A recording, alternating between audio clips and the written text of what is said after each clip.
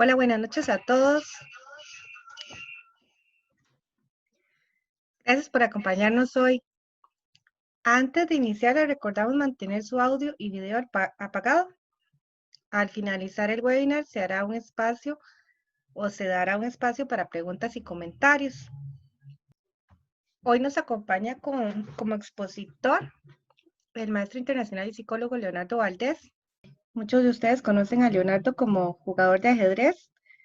Leonardo es maestro internacional desde el 2001 y varias veces ha sido campeón nacional de Costa Rica e integrante de la selección nacional mayor desde hace también bastante tiempo. También Leonardo ejerce como psicólogo, es licenciado en psicología por la Universidad de Costa Rica desde el año 2001. Durante su tiempo en Barcelona, España, estudió 2 maestrías, una en psicología cognitiva conductual para niños y adolescentes y otras en avances psicoanalíticos de la clínica en niños y adolescentes, ambas entre el año 2012 y 2014. Y también tiene un posgrado en terapia racional emotiva conductual, otorgado en el 2015. Además de jugador, Leonardo es conocido como entrenador de categorías menores sub-20 y la FIDE le otorgó el título de FIDE Trainer en el año 2004. También queremos aprovechar el webinar de hoy para anunciar el lanzamiento de su sitio web, centropsicológico.org, que al final de la charla se los mostraremos, donde pueden encontrar información sobre el tema de la charla de hoy y otro relacionado con psicología. Entonces, los dejo con Leonardo.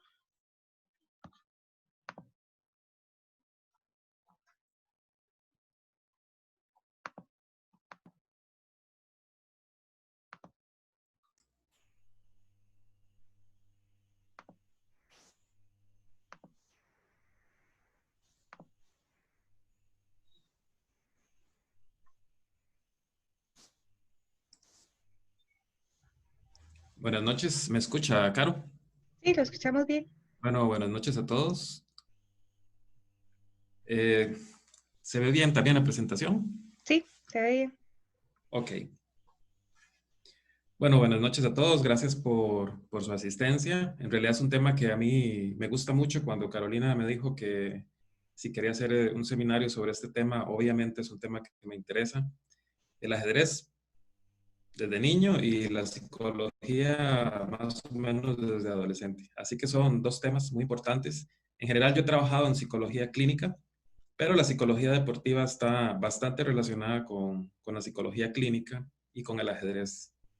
Así que, bueno, en la exposición de hoy vamos a hacer un pequeño segmento que es donde yo hago toda la exposición y luego una parte de preguntas específicas que pueden ser de cualquiera de los temas tratados o de algún otro distinto.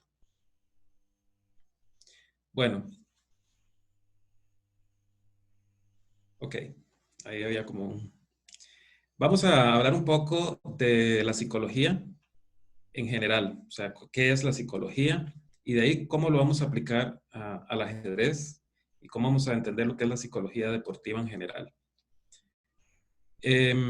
La psicología, la Asociación de Psicología Americana lo define como el estudio de la mente y el comportamiento.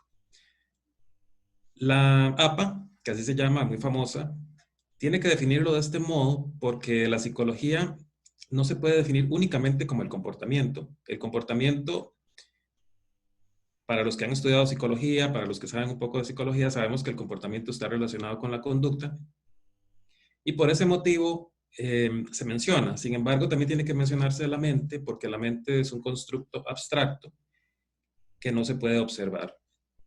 De este modo, la APA incluye lo que podría ser el psicoanálisis y también la psicología clínica o la psicología cognitiva conductual. Las dos grandes ramas de la psicología. Sin entrar en polémicas de si estos términos son o no aplicables, pues en términos generales la psicología estudia ambas cosas. El comportamiento es lo que llamamos normalmente la conducta y la mente podría ser básicamente todo lo que sean constructos cognitivos dentro de la gran caja negra de Watson, por ejemplo, o dentro de todo lo que estudiaba Freud en el psicoanálisis. Por eso menciono aquí que la mente tiene aspectos visuales y no visuales. También, dentro de la psicología, y esto nada más es por una introducción general, sin embargo quería mencionarlo porque es muy importante, al menos ha sido importante para mí durante mucho tiempo, los diferentes modelos del tiempo y el espacio, que luego los vamos a ver que se pueden aplicar, tienen diferentes aplicaciones. Sin embargo, en lo que se refiere a la psicología propiamente, los modelos del tiempo, vamos a ver acá, los modelos de tiempo y espacio varían. El psicoanálisis piensa que puede existir tanto la retrocausalidad como la causalidad normal. En las teorías de psicología clínica cognitivo-conductual, existe un poco más, un pensamiento más lineal. Por eso se ha considerado, vamos a verlo acá, se ha considerado que son dos paradigmas diferentes que pueden dividirse o que pueden entrar en choque en algunos casos, igual que en la física. Después, esto puede parecer un poco complicado, pero quería hacer una pequeña introducción sobre la psicología para que se entienda, porque hay gente que piensa que el psicoanálisis y la psicología cognitivo-conductual, no sé cómo, bueno, esto va a seguir saliendo, supongo. Hay una pequeña discusión, se podría decir, en psicología entre psicoanálisis y cognitiva conductual. Si lo pueden observar ahí, no sé esto, Carolina, si lo desactivas ahí, pero bueno. Muy bien. Como les decía, se puede comparar un poco la psicología cognitiva conductual con la física clásica y el psicoanálisis con la psicología cuántica, podría ser, o con los modelos relativistas, que también tienen diferentes aplicaciones. Pero en general, lo que yo quiero que quede más o menos claro es que el comportamiento entraría aquí donde dice matter, materia, y la mente entraría donde diría mind, del lado izquierdo del gráfico. Y podríamos observar que tal vez un poco la psicología cuántica o lo que es la física cuántica o la física relativista tiene más que ver con cosas que no se pueden observar. Hay muchas series al respecto que se pueden ver, que les recomiendo ver. Muchos temas, muchas películas sobre este tema, sobre lo que no se puede ver y sobre la importancia del pasado en el futuro o la importancia del futuro en el pasado. A diferencia de la psicología cognitiva, que es muy centrada en el presente. Y ya lo verán ustedes en algunas teorías específicamente de psicología deportiva donde se recomienda concentrarse en el presente, el famoso mindfulness, que lo veremos más tarde. Sería una teoría congruente con la existencia única del presente. Y esto no significa que la realidad no confluyan ambos elementos. Puede ser tanto los elementos no observables y los elementos observables, los medibles. Es por eso que en psicología clínica, sobre todo, vamos a observar una serie de fenómenos muy interesantes y también en psicología deportiva, fenómenos muy interesantes que usted no pudo haber previsto si usted se basa únicamente en lo observable. Y es muy interesante ese tema, sobre todo a la hora de predecir, de buscar factores de riesgo, de poder estudiar a las poblaciones y las enfermedades mentales. Pero bueno, con esta pequeña introducción quería nada más indicar que la psicología, al igual que la física, tiene divisiones parecidas entre lo que pasó entre Newton y Einstein, y que no era casualidad que Freud fuera amigo de Einstein, y curiosamente también Lasker. Entonces, bueno, al mencionar a Lasker creo que podemos seguir a hablar de psicología deportiva. La psicología deportiva, evidentemente, como les decía, se centra más en el presente, aunque ya verán que en algunos momentos es necesario aplicar algunos principios de psicología del pasado o del futuro. La psicología deportiva es la psicología que se aplica al rendimiento óptimo. Esto es importante porque el rendimiento óptimo es cuando tenemos una situación específica, una partida en ajedrez, por ejemplo, o en otros deportes, el momento exacto donde necesitamos que el atleta rinda al máximo. Y eso no es tan sencillo. La psicología deportiva se encarga de que el atleta en ese momento esté totalmente preparado para, para rendir. Y necesitamos que todos los factores confluyan para que el atleta esté en su mejor condición. La psicología deportiva también se encarga del mantenimiento de la salud mental. Es un tema bastante importante, la salud mental en general, para todos los escenarios que podamos pensar, por ejemplo, actualmente en la pandemia, por ejemplo, por mencionar uno, qué tan afectada estará la salud mental cuando salgamos de la pandemia. No es solo la salud física, sino la salud mental. Y en deporte también va a darse este hecho, eh, donde necesitamos que el atleta tenga buena salud mental y no sacrificar. Esto es muy importante, pero lo mencionaremos más tarde. Hay algunos documentales sobre esto. No sacrificar la salud mental por obtener el máximo rendimiento. ¿En qué momento el psicólogo debe ser psicólogo deportivo o psicólogo clínico? Personalmente, yo creo que la salud mental va primero y después el rendimiento. Por supuesto, hay entrenadores y hay preparadores físicos y hay psicólogos que, buscando el máximo rendimiento, están dispuestos a comprometer la salud mental del atleta. Hay un documental que ustedes pueden ver sobre esto en Netflix, donde la salud mental del atleta queda comprometida seriamente.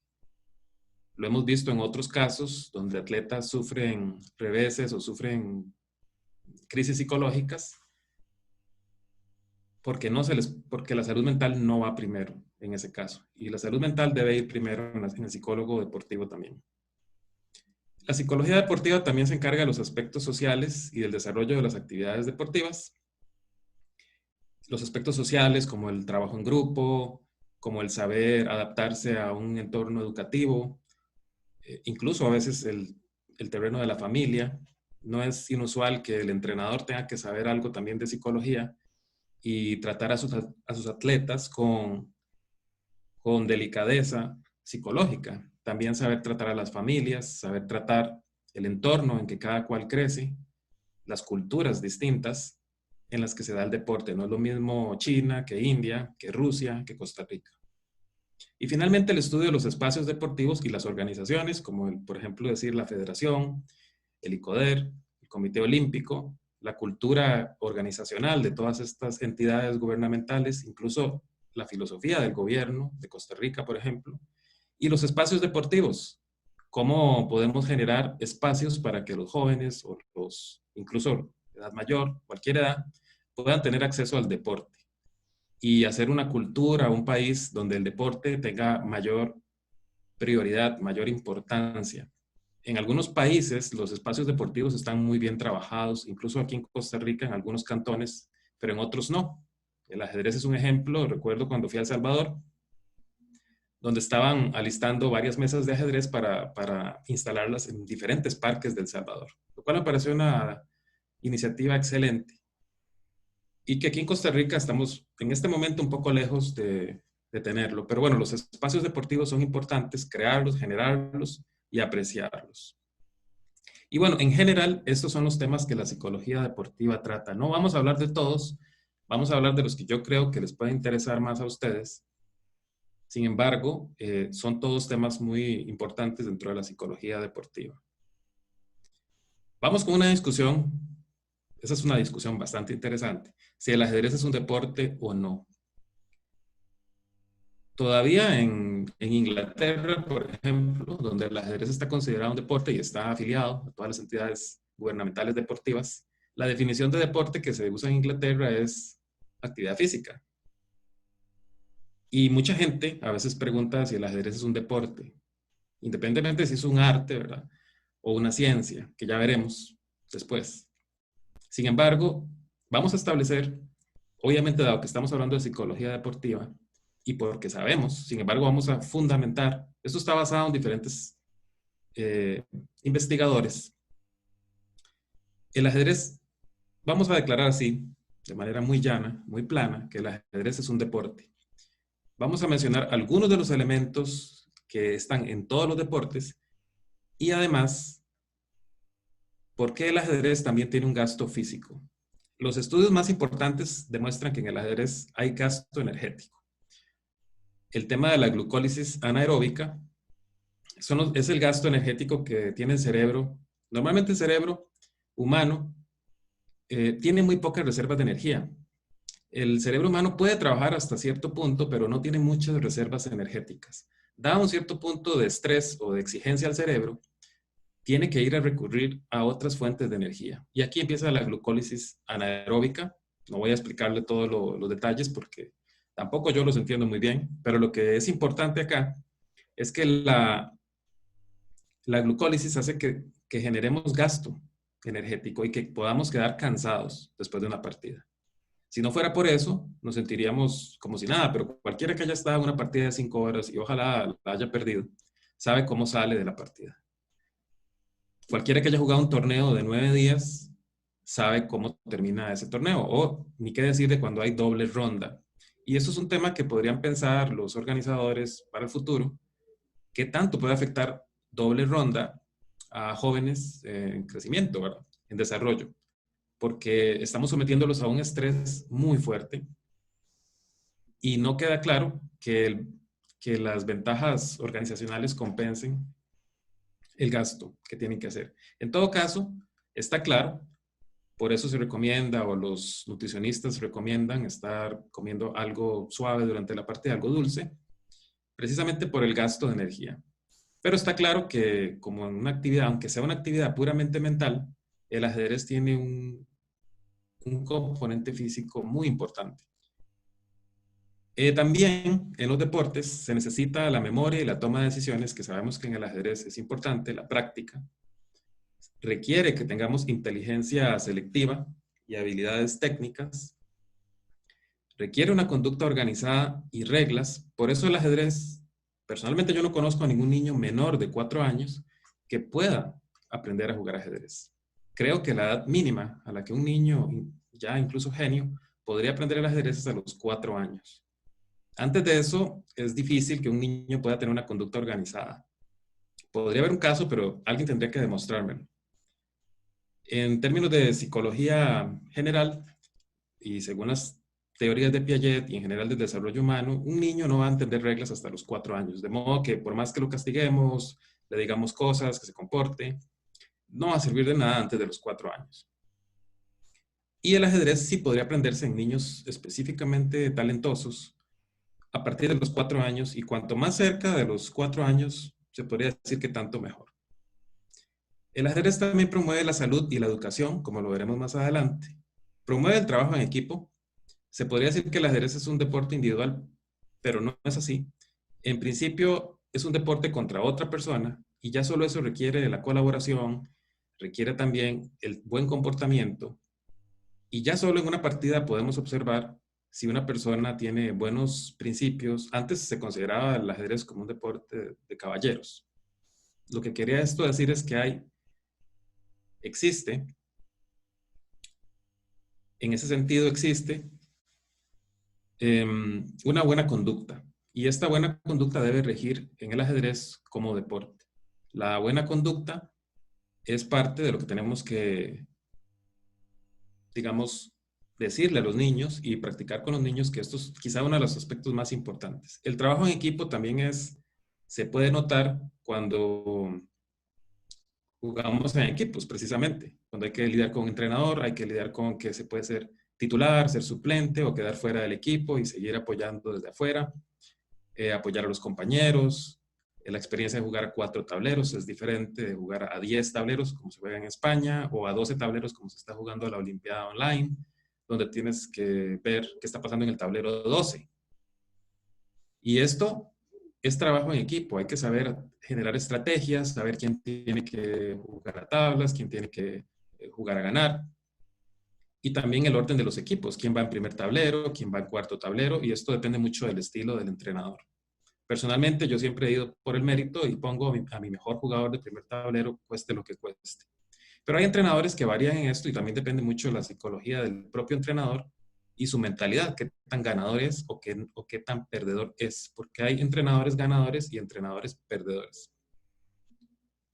La competición y el rendimiento óptimo, y también la profesionalidad. Este último aspecto es muy importante. La profesionalidad significa que uno puede ser un deportista profesional, que uno puede ser únicamente ajedrecista si así lo desea. Yo saqué el título de licenciado en psicología y luego las maestrías, pero esto no significa que me pude haber dedicado únicamente al ajedrez, lo cual también es muy válido y tiene sus riesgos, por supuesto, pero el deporte en sí, el ajedrez, permite ser un profesional del ajedrez, tanto como jugador, como entrenador, como árbitro. Hay muchas ramas del ajedrez que uno puede practicar y puede únicamente dedicarse al ajedrez. Ahora, si esto es beneficioso o no, probablemente no. Probablemente sea bueno tener alguna otra cosa aparte del ajedrez, pero esto ya es por un tema del desarrollo del cerebro humano, de la inteligencia humana, más que de la profesionalidad. Pero en general, la profesionalidad es importante y tiene una gran ventaja al ajedrez de que podemos ser profesionales hasta una edad avanzada, cosa que no sucede en otros deportes, donde aproximadamente a los 30 años hay un declive notorio. Pasamos a la psicología del ajedrez. Algunos temas que preocupan a las personas es si tienen talento. Es una pregunta muy recurrente en las personas de si tienen talento para el ajedrez y probablemente hoy obtengan la respuesta. No sé si la que quieren, pero probablemente hoy la obtengan. Versus el entrenamiento. El entrenamiento es también muy importante y ¿qué pesa más? Ustedes lo pueden ver en casos, podemos tomar casos paradigmáticos, podemos ver el caso de Carlsen, por ejemplo, el caso de Robert Fischer o el caso de Kasparov, Karpov, Korchnoi. Hay estudios sobre en qué momento alcanzaron su rendimiento óptimo y qué pesa más, el talento o el entrenamiento. Las inteligencias específicas del ajedrez, también la inteligencia artificial, el alto rendimiento y la salud mental. Vamos con el talento. Espero que todos puedan ver este diagrama. No se esfuercen mucho por dar mate. Verán que es imposible. Sin embargo, hay estudios, se hicieron muchos estudios sobre el talento innato. Se considera que en ajedrez sí hay talento innato. Esto es algo muy importante porque se puede notar desde un niño de muy escasa edad y está un caso como el de Reshevsky, aproximadamente desde los 5 años ya daba partidas por todo Estados Unidos y hacía una serie de exhibiciones simultáneas. Y así hay varios casos. Por ejemplo, los grandes maestros, aunque esto no es únicamente talento, pero los grandes maestros últimamente se están haciendo más jóvenes. Y está el caso de Karya King, y que es uno que mantiene, no sé si el récord, pero muy cerca del récord, a los 12 años. Este diagrama que ustedes ven a la derecha, espero que lo vean bien, es un diagrama, es uno de los tantos tests que se pueden utilizar para medir el talento. Básicamente, este es uno de un psicólogo checo, Cerny, que se lo ponía a los niños. No se lo ponía, se lo puede poner a adultos también. Y trata de lo siguiente. Ustedes tienen que mover el caballo desde A1 hasta H8, siguiendo toda la diagonal, tocando todas las casillas del tablero. Sin embargo, no puede tocar las casillas donde un peón negro se lo coma. Entonces tienen que ir moviendo el caballo hasta que toque todas las casillas importantes, como podrán ver ahí, B2 está prohibida, D2 está prohibida, E2, G2, etc. La dificultad de este ejercicio evidentemente es el movimiento del caballo, que es uno de los que más están asociados al talento ajedrecístico, porque es la pieza más inusual en su movimiento. Muchos niños pueden entender el alfil, la torre, la dama, hasta el rey, pero se empieza a costar más con el peón, el caballo, porque son las piezas más inusuales. El peón es extremadamente inusual y tiene un comportamiento errático. Por eso, es difícil que el peón sea comprendido por todos los niños. Además de que a veces puede moverse dos, a veces una, a veces come en diagonal. Esto ya es bastante confuso para ciertos niños, a veces para ciertas personas también. Entonces podríamos decir que el carácter bipolar del peón y también el carácter errático del caballo hacen que este ejercicio sea muy interesante. ¿Qué es lo que sucede? Que aquí usted, el tiempo es lo que cuenta. Usted puede hacer este ejercicio en 2 horas, 3 horas o en 10 minutos, pero el talento está relacionado con la velocidad con que usted lo haga. Se considera que un gran maestro lo tiene que hacer en menos de 5 minutos. No lo sé, pero eso es lo que se supone que debe suceder. Y ojalá en menos de 3 minutos. Ahora, los niños con talento, ustedes notarán que podrán hacer este ejercicio en un tiempo menor a los 10 minutos. Debería esperarse. Sí, o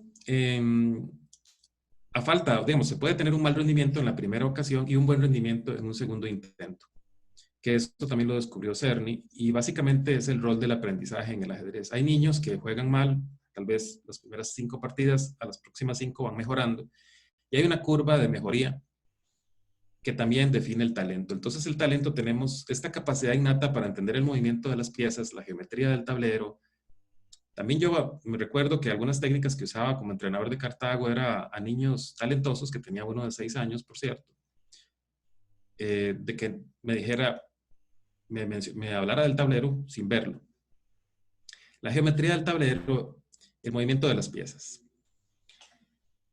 Además, el ajedrez tiene un talento específico. Son habilidades específicas las que necesitamos en ajedrez. El entrenamiento es muy importante también.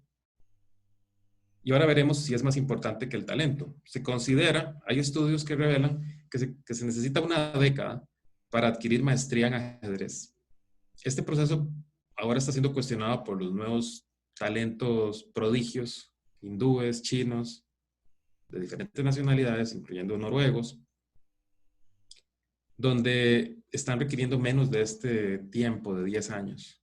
Pero se considera que para dominar casi cualquier materia se necesitan al menos 10 años y una cantidad importante de horas para dominarlo. Por tanto, el entrenamiento es igual de importante que el talento. Un niño puede tener mucho talento en ajedrez y desperdiciarlo porque no hace entrenamiento, porque no quiere dedicar las horas, y luego veremos otras características, pero un niño que se resista a entrenar o un adulto, un joven que se resista a entrenar, eventualmente va a ver sus capacidades ajedrecísticas mermadas por más talento que tenga. A la inversa, un jugador que entrene mucho, aunque tenga un talento menos especial, podría alcanzar el mismo rendimiento, y ahí podríamos ver la polémica entre, por ejemplo, Korchnoi y Karpov, aunque no hay duda de que Karpov entrenaba muchísimo, pero sí se notaba, por ejemplo, en el match de Fischer contra Spassky, y donde se hablaba del carácter indolente de Spassky, y cómo Spassky le gustaba mucho la vida, la buena vida, por ejemplo, sí, y Fischer estaba dedicado única y exclusivamente al ajedrez. Fischer era una combinación inusual de talento increíble y entrenamiento increíble, excepcional en ambos casos, por lo cual está considerado entre los mejores jugadores de la historia. Para mí personalmente el mejor. Pero hay, por supuesto, polémicas sobre quién será el mejor. La memorización de patrones es muy importante en ajedrez. Y bueno, la memorización de patrones, ya lo veremos, es muy importante también, lo veremos más tarde. Dentro de las capacidades específicas que necesitamos en el ajedrez, se ha notado que es algo que hemos escuchado mucho, si serán más inteligentes o no los jugadores de ajedrez que el resto de la población. Bueno, la respuesta genérica es que sí. Sin embargo, muchas personas han notado que hay contraejemplos. Vemos a alguien que juega muy bien ajedrez, pero en el resto de las cosas es un desastre. Esto puede pasar también, y lo veremos después, que esto puede pasar más frecuentemente de lo que creemos. Sin embargo, sí está demostrado que a mayor habilidad específica en el ajedrez, es decir, a mayor elo, habrá una mayor correlación de coeficiente intelectual. Podríamos creer que alguien que ya sea gran maestro probablemente tenga un alto coeficiente intelectual, tanto en las pruebas de Wechsler como de Raven. No así en un jugador que sea aficionado, pero hay una correlación. Asimismo, hay correlaciones en la capacidad del proceso de información compleja, por lo cual, bueno, en la velocidad de trabajo también, donde seguramente ha influido mucho la existencia del reloj de ajedrez, y el pensamiento numérico. Por tanto, podría pensarse que un ajedrecista tiene mayor correlación con áreas como la computación, la matemática o el procesamiento de información de cualquier tipo. Puede ser la inteligencia, contraespionaje, contrainteligencia, todo ese tipo de temas, investigación, están correlacionados. Un ajedrecista podría ser bueno en estas áreas. No así en la inteligencia visoespacial, ni tampoco en otras inteligencias no específicas o no las mencionadas acá. Por tanto, el ajedrecista sí podría ser más inteligente que el resto, pero con condiciones. Si están viendo el diagrama, que probablemente en lo que yo estaba hablando, algunos se quedaron viendo el diagrama, es mate en 3 jugadas. Y aquí, este es un ejercicio de 1845, basado, que sale en el libro de Psicología del Ajedrez de Hurstone, que es uno de los mejores quizá que hay, porque también está el de Crogius, está el de Fine, hay varios. Pero aquí este es un ejercicio donde encontrar el mate en 3 jugadas no es fácil. Y la creatividad en el ajedrez es muy importante. El tema de la creatividad tiene que ver más con el arte. Por tanto, hay unos elementos estéticos, artísticos, creativos en ajedrez que solo pueden ser comparados al arte, pero que también se aplican en el deporte. Este ejemplo, bueno, no sé si lo habrán visto, el mate en 3.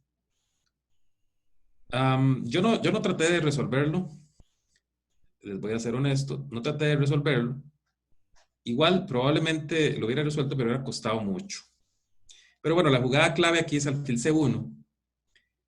Y como pueden ver, el negro está clavado por todas partes, casi ahogado, solo puede mover el peón B. Tendré que hacer B5. Y aquí estamos en riesgo de ahogarlo. Entonces hay que buscar una solución creativa. Y la solución creativa es torre D2. Torre D2 evita que el rey quede ahogado. Entonces tiene el rey F4. Y aquí le podemos dar mate con torre D4. Es mate porque es jaque doble. Defiendo el peón de G4, la torre da jaque y no hay manera de parar el mate. Pero es un ejercicio bastante difícil. Lo pudieron hacer mientras yo hablaba, no me queda más que felicitarlos. Pero demuestra cómo en ajedrez hay que recurrir a soluciones altamente inusuales en algunos casos, y de eso se basan muchos libros de ajedrez. Cómo resolver problemas con salidas completamente distintas, como aquí podría ser el torre de 2 o ese mate en torre de 4, que es absolutamente ilógico desde el punto de vista tradicional. La creatividad es muy importante porque la gente creativa es la gente que piensa diferente. Como dicen en inglés, outside the box. Gente que totalmente tiene otra manera de pensar, y la creatividad en ajedrez puede ser desarrollada y debe ser desarrollada. Vamos a entrar al tema de la transferencia. Básicamente los estudios desde 1901 está muy claro que el ajedrez, la inteligencia del ajedrez se puede transferir a otros aspectos, pero solo en los elementos que ya mencioné. Por eso, otra vez, si las personas, los ajedrecistas son más inteligentes que el resto, sí, pero solo en los elementos que ya mencionamos, que son capacidad de procesamiento de información, velocidad de trabajo, pensamiento numérico o creatividad. Quizá un alto CI si la habilidad ajedrecística es muy alta. Pero esto no significa que pueda ser transferido a la música, al arte, a otros tipos de arte o a otros tipos de inteligencia visoespaciales. Eso no está demostrado. Este es un ejemplo y esto se demostró de esta manera. Bueno, aquí pueden ver dos diagramas de un experimento que se hizo con grandes maestros y con aficionados. Entonces, básicamente, para los aficionados al ajedrez o la gente que no sabía jugar mucho ajedrez, las dos posiciones son iguales. Nada más ven un montón de piezas de ajedrez, pero para cualquiera de nosotros que haya jugado ajedrez, las dos posiciones son, primero, una no tiene ningún sentido y la otra sí. Entonces se les pedía que la vieran por 10 segundos, 15 segundos y luego la repitieran. Pueden ser más de 15 segundos. Obviamente, los grandes maestros pueden repetir la posición de la izquierda, la posición A, fácilmente. Y cuanto más elo, más fácilmente. Es más, un gran maestro, probablemente si juega India de Rey todavía más, puede ver esta posición un segundo y ya recordarla. Sin embargo, una persona que nunca ha jugado India de Rey probablemente le tome más tiempo. Alguien que ha jugado Benoni tal vez sí la recuerde. Y así se demostró que los grandes maestros tienen inteligencia esquemática y de patrones. Por eso gran parte del entrenamiento en ajedrez, tanto en táctica como en estrategia y en aperturas, es memorización de patrones, el reconocimiento de patrones. Sin embargo, la posición B, se encontró en la posición A que los grandes maestros básicamente destrozaban el rendimiento de los aficionados. Un aficionado podía tardar minutos enteros en reconstruir esa posición o no poder lograrlo nunca. Y el gran maestro lo hacía en segundos. En la posición B, sin embargo, como ustedes pueden notar, es una posición completamente irracional que no tiene ningún sentido. Y en este caso, los grandes maestros lo hacían igual de mal que la gente que no sabe jugar ajedrez. Esto demuestra que el cerebro humano, el cerebro del ajedrecista, funciona con patrones. Básicamente, la posición B es tan irregular, probablemente yo no podría reproducirla, no tiene ningún sentido. Por eso los grandes maestros tenían dificultades enormes para reproducir esto, no tenía ningún sentido esta posición, y esta es una de las demostraciones del ejemplo de qué habilidades pueden ser transferidas y qué habilidades no. Pero sí demuestra también la importancia del reconocimiento de patrones y cómo funciona la mente del profesional o del jugador fuerte en ajedrez. Les menciono un poco sobre inteligencia artificial, porque es un tema que está de moda. Voy a tratar de pasar un poco más rápido sobre estos temas para llegar digamos, puramente rendimiento. La inteligencia artificial,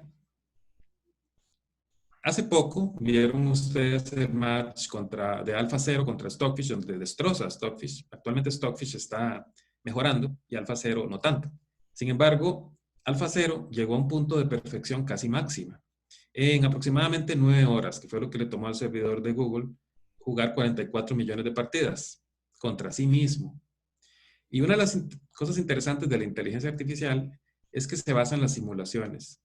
Creo yo que es muy difícil para el ser humano repetir la inteligencia artificial. Se llama inteligencia artificial, pero creo que no es directamente la misma inteligencia humana. Es muy parecida, el rendimiento, el output es casi igual al humano, pero el modo en que se llega es, me parece a mí, que un humano no podría replicarlo. Por tanto, jugar como AlphaZero, de momento, yo creo que es casi imposible.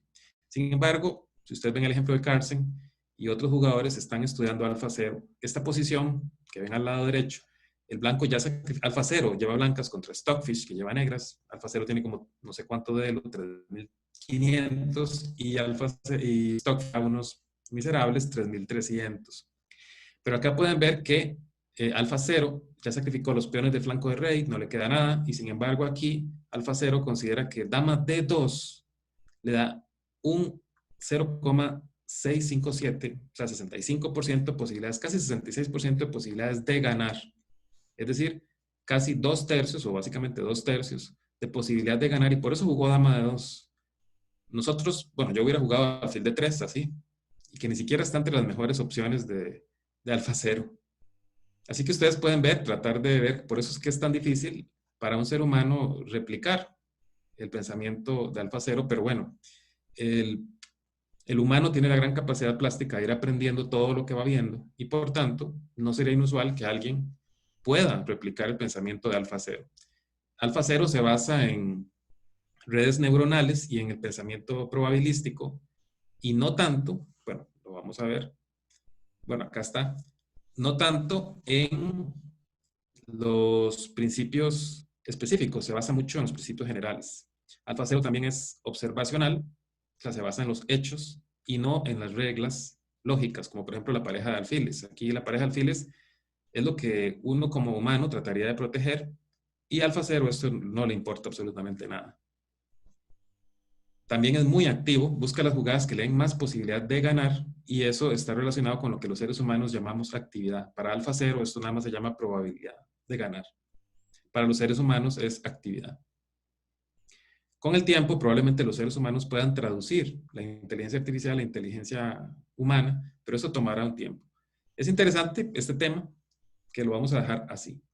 Vamos a entrar entonces al alto rendimiento en ajedrez, que tal vez lo que más importa, porque la gente quiere saber dos cosas: cómo ser mejor en ajedrez o cómo entrenar mejor a las personas.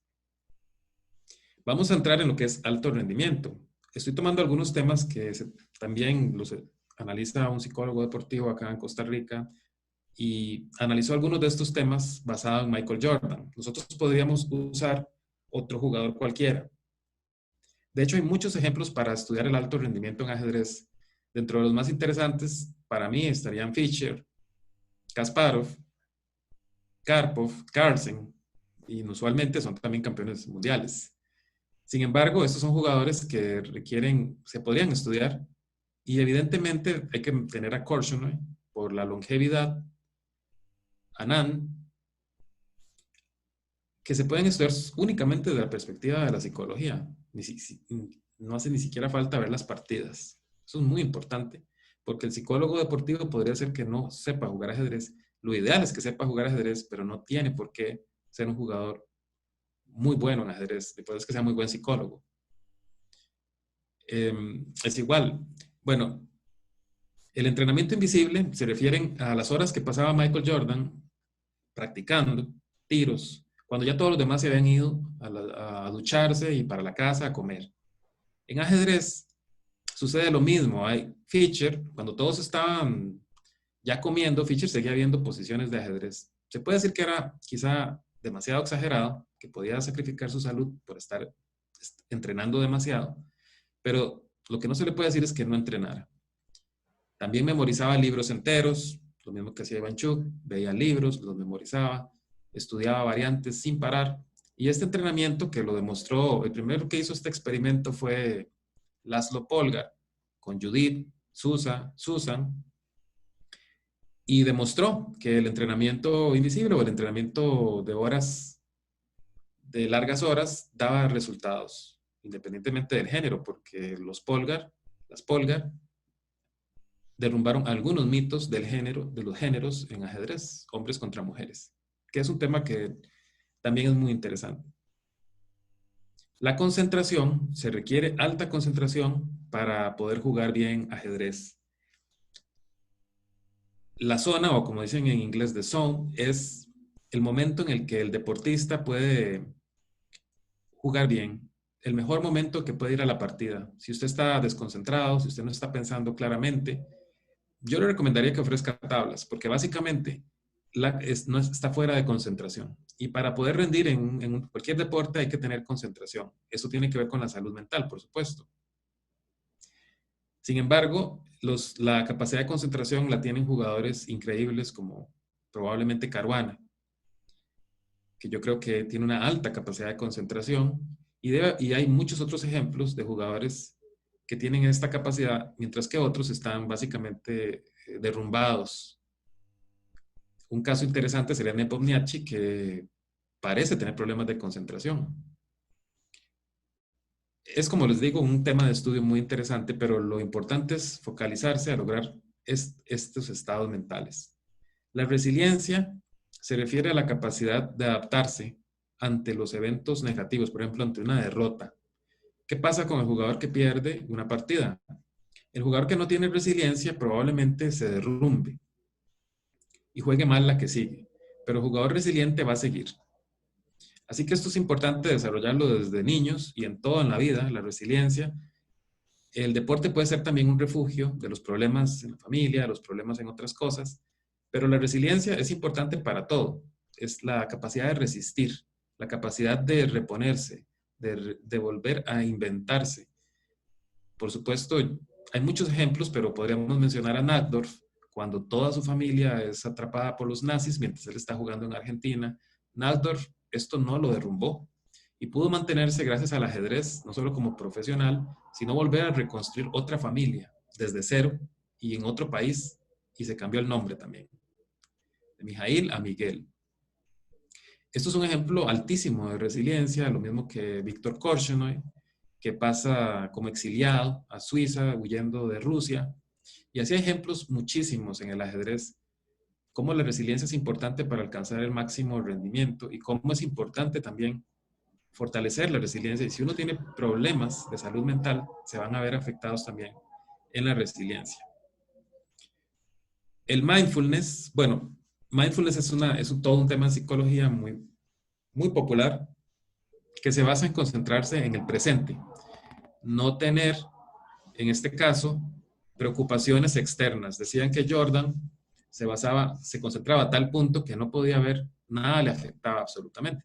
Pero en ajedrez podríamos ver ejemplos como Kasparov, que básicamente entraba a un estado de meditación casi cuando jugaba. Yo sí lo vi jugar, el último, antes de que se retirara, por dicha pude verlo, tanto en Linares cuando contra Karpov como en la Olimpiada de Bled, que fue la última que ganó Rusia en el año 2002. Desde entonces Rusia no gana una Olimpiada. Y eso ya es un problema para los entrenadores rusos, no para nosotros. Pero bueno, el mindfulness se basa en la capacidad de dejar los problemas atrás. Y si esto es posible o no, si es posible dejar los problemas atrás, al menos durante la partida sí. De por vida no creo que el mindfulness sea aplicable. Creo que es imposible dejar los problemas atrás por siempre.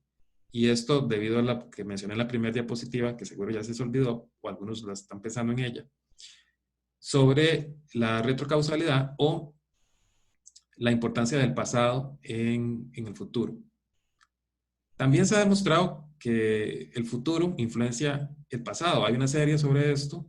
Sin embargo, los psicoanalistas franceses lo han visto. Y entonces el mindfulness, por ese lado, yo tendría algunas dudas epistemológicas, pero en cuanto a la práctica deportiva, durante el momento de la partida, es muy útil.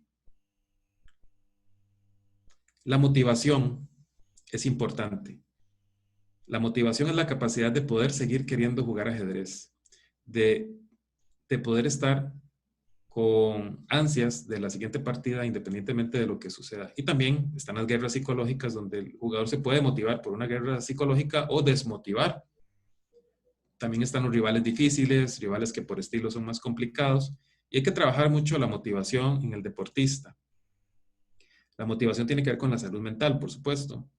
Y lo mismo que las guerras psicológicas. Quizá las más famosas, evidentemente volvemos a Fischer-Spassky. Y también, aunque Fischer no necesariamente hizo una guerra psicológica, sino que Fischer tenía esa forma de ser. Él era así. Esto no era una pose. Mientras que en el caso de la lucha psicológica que se dio entre Korchnoi y Karpov, tanto en Merano como en Baguio, creo que ahí se había una guerra psicológica preparada, donde trataban de desmotivar, desequilibrar al oponente. También se da mucho esto en los deportes individuales como tenis, boxeo, especialmente en boxeo, donde la guerra psicológica comienza desde antes de la pelea. La pelea a veces dura un minuto.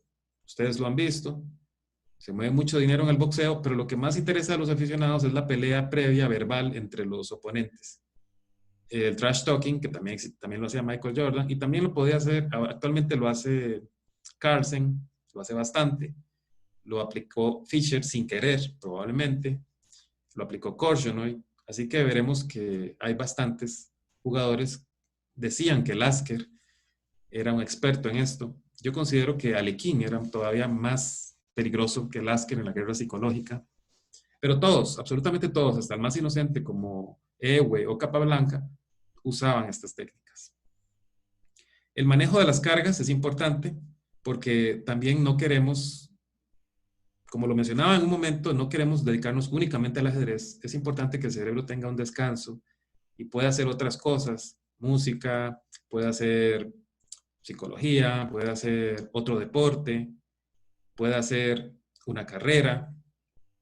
Hay muchas otras maneras de manejar las cargas de entrenamiento porque no queremos que el deportista se canse, se frustre y básicamente pueda entrar a un modo en el cual le deje de funcionar la cabeza, como diríamos, o más bien llega a un punto donde se hastía del ajedrez. Esto puede pasar en niños, así que hay que tener mucho cuidado en el manejo de todos estos elementos que acabo de mencionar para todos los adultos y para todos los deportistas, pero en niños es muy importante mantener el equilibrio, no exigir un alto rendimiento si vamos a descuidar algunos de estos aspectos. Y para el tema personal, cualquiera de nosotros que entrena ajedrez debe manejar sus cargas de manera individual, igual que en cualquier deporte. Esto es muy importante, lo cual no quita lo primero que mencioné del entrenamiento invisible y la importancia. Vamos a tal vez el tema que es importante para mí, si la salud mental es más importante que el rendimiento. Yo me considero ante todo psicólogo clínico y psicólogo deportivo es no necesariamente, pero se puede trabajar en psicología deportiva y es unas áreas que me interesan en el futuro. Pero la salud mental debe ir primero. O sea, ¿en qué debe ir primero? ¿El rendimiento o el equilibrio mental? Creo que la respuesta para mí es el equilibrio mental. Es muy importante mantener la fuerza mental, el balance, en contra del rendimiento. Si el rendimiento es importante, por supuesto, jugar bien es importante, pero hay que tomar descansos, hay que saber equilibrar la vida familiar, la personal, la profesional con el ajedrez, con el deporte en general. El ajedrez o cualquier deporte no se pueden convertir en una obsesión, no se pueden convertir en una salida clínica a problemas más profundos. No son la solución a todos los problemas. Ahora bien, el ajedrez puede ayudar en algunos casos a reducir o a minimizar o a proteger contra la psicosis. Y yo pienso que este fue uno de los elementos que influenció en la vida de Fischer. Es un tema que he estado investigando, pero que no he publicado aún, sobre qué tanto el ajedrez le ayudó a Fischer, más bien a protegerse de la psicosis. Fischer probablemente era prepsicótico y el ajedrez lo protegió más bien. Hay gente que piensa que el ajedrez más bien le pudo haber afectado y es todo lo contrario. El ajedrez le afectó. El ajedrez lo protegió. Por eso, cuando Fischer se retira, se descuida, pierde su factor de protección y nada lo protegería después de la psicosis. Por lo cual, la psicosis, el ajedrez podría ser ayudar, pero también hay casos donde el ajedrez desencadena psicosis, por lo cual hay que medirlo si es un factor de riesgo o es un factor protector. En el autismo, el ajedrez, sobre todo en los casos de Asperger, el ajedrez es bastante útil y se utiliza. Hay algunos casos de ajedrecistas, grandes maestros, incluso campeones nacionales de otros países, que tienen autismo y juegan de manera espectacular. En depresión se puede utilizar, pero sobre todo en su aspecto social. Ahora, en media pandemia no, pero cuando hay trabajos en equipo, cuando hay actividades, por supuesto que ayuda a la depresión, a salir, a jugar, a relacionarse con otras personas, es muy importante. Voy a mencionar brevemente, bueno, lo que ya mencionamos del pasado, el presente, el futuro. Bueno, creo que ya lo mencioné. Básicamente es que en salud mental es importante siempre estar analizando las cosas del pasado, siempre estar consciente de los problemas que uno tiene que resolver en la vida y no se pueden ahuyentar o no se pueden evitar por siempre. Hay que trabajarlos. Y esto también en el deportista. Hay deportistas que deben trabajar su psicología, deben trabajar su pasado, su historia familiar, si quieren resolver y ser mejores jugadores. No se puede. Por supuesto que hay contraejemplos también. Sin embargo, lo ideal es que alguien juegue ajedrez, pero a la vez trabaje en todo lo demás. Su familia, su trabajo, en sí mismo. Y trate de tener pues la mayor capacidad de hacer diferentes cosas, de poder hablar sobre sí mismo. Y todo esto puede que influencie en su salud mental y por tanto en su rendimiento. Por eso hay algunos entrenadores que recomiendan otros deportes, natación, o recomiendan lecturas, novelas, etcétera, porque en general se busca el equilibrio y el ajedrez lo que queremos es que sea una parte más de una vida completa y no algo que afecte el equilibrio. Y voy a mencionar brevemente ventajas o inconvenientes de retirarse del ajedrez. Como les decía, hay gente que se ha retirado del ajedrez. En general, yo considero retirarse de cualquier actividad ya un elemento sospechoso para el psicólogo. Sin embargo, hay que revisar por qué se retira la persona. Si se retira de un torneo, cuántas veces se retira de los torneos, o si ya se retiró del todo del ajedrez porque le causaba mucho estrés. Hemos visto al principio como al ajedrez como deporte, que sí, es verdad, personas que padezcan del corazón o personas que tengan hipertensión pueden verse afectadas por el ajedrez y deben tener cuidado. Pero en general la población, sobre todo de edad adulta, no creo yo que sea bueno que se retire del ajedrez competitivo, por lo cual sí creo en las categorías senior, categorías avanzadas, porque sí puede ser un factor de protección, tanto contra la demencia senil como el Alzheimer. Sin embargo, se requieren más estudios. pero el ajedrez podría ser un factor de protección contra estos elementos. El ajedrez puede ayudar a mantener el cerebro activo, por lo cual el que se piense retirar del ajedrez tiene que pensar entonces qué va a hacer a cambio para compensar la pérdida del esfuerzo que estaba haciendo en el ajedrez. Aparte del factor de motivación o de su factor de competitividad que está viendo afectado, y estudiar muy a fondo por qué se retira del ajedrez, qué es lo que está pasando, o si es que el ajedrez ya llegó a su punto máximo, porque no es lo mismo retirarse siendo Kramnik, ya campeón mundial, multimillonario, igual que Kasparov, para dedicarse a actividades políticas, que retirarse en media carrera ajedrecística. Pero bueno, son temas interesantes. Y ahora, básicamente me gustaría escuchar preguntas. No sé, Carolina, ¿cómo lo hacemos?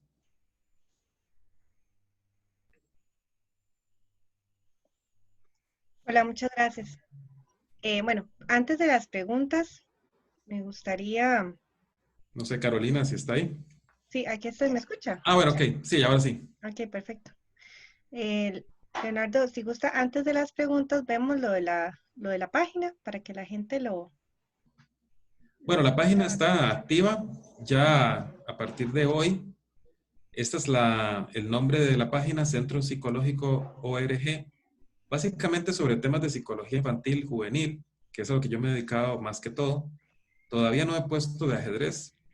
Pronto tendré algo de ajedrez también, de psicología deportiva. De momento estamos con nada más psicología infantil y juvenil, pero ya la pueden visitar y por supuesto cualquier opinión que tengan la voy a agradecer, materiales o opinión sobre el blog que trata sobre muchos temas. Me ha costado bastante, bastante combinar hacer la página con jugar, por ejemplo, la Olimpiada en línea y todo esto, pero estoy tratando de mantener también el equilibrio. Yo pienso que la página es interesante y les agradezco si le dan una visita o la recomiendan. Así Sí, claro. que por ese lado, está bien. De hecho, pueden visitarla y van a ver varios materiales. También va a haber más información sobre Leonardo y formas de contactarlo. Entonces los invitamos a ver la página, que hoy precisamente, aprovechando el webinar, la están estrenando. Entonces, ahora pasamos a la parte de preguntas. Voy a poner la Eh, cámara por aquello de si, ujú. vamos a ver, la puedo poner, ¿no? Sí, claro. Si alguien quiere Ok. hacer alguna pregunta, puede usar el recurso de levantar la mano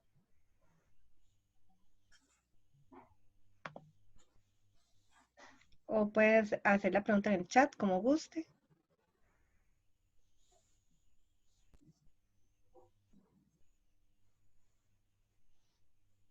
Lo primero es que no sé, en algunos temas tal vez pude haberme extendido demasiado, así que no sé.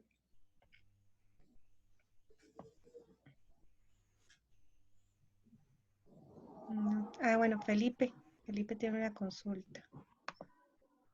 Felipe, si Ok. gusta, activa el micrófono.